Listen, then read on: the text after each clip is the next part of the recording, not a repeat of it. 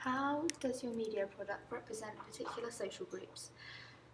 Representation is the description or portrayal of someone or something in a particular way. Most film openings introduce characters and will represent them in some sort of way, even if it's by their costume.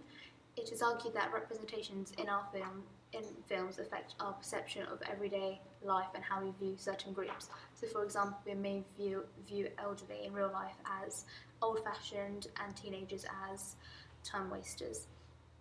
Our media opening represents age in a range of different ways. Our opening targets audience in 12-year-olds and above. A reason to why we chose this age group is due to the main character being this age.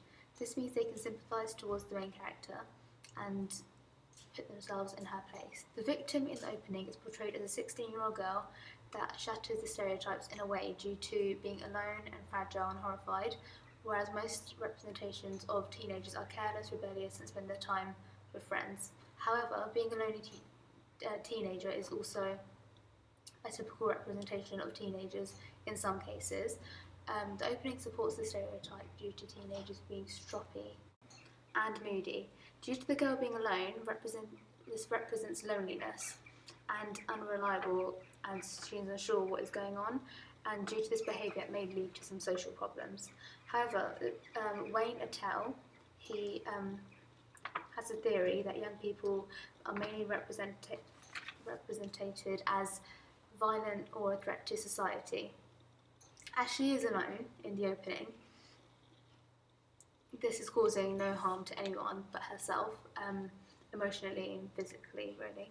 And in one of the shots, she's walking past the camera with a torch in her hand, which signifies that she's scared and concerned. Another way in the film opening that supports typical representations is that she is a young victim.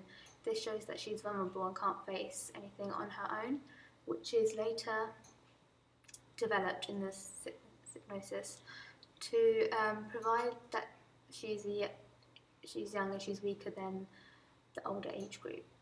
However, in our opening, this challenges and questions whether young people are stronger or smarter than old people. This says elderly and young people share the same characteristics in some ways due to not being listened to and vulnerable, but for different reasons. As young people are not listened to because they're young and their views not considered, but old people are not listened to because they're outdated. And old people are vulnerable because of young people, and young people are vulnerable to certain activities in society with other teenagers, really.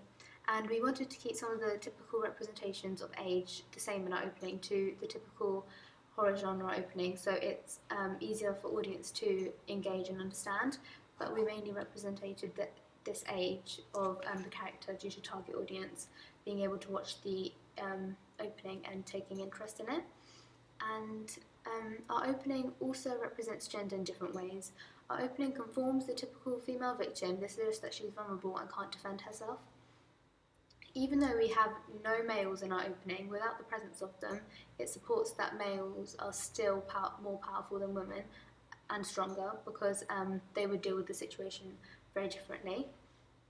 This supports Carol J. Clover's theory of the final girl, as she has to battle with this monster, which is the spirit in our opening, even though she said that the monster is usually male and it isn't in this. But so this supports her theory.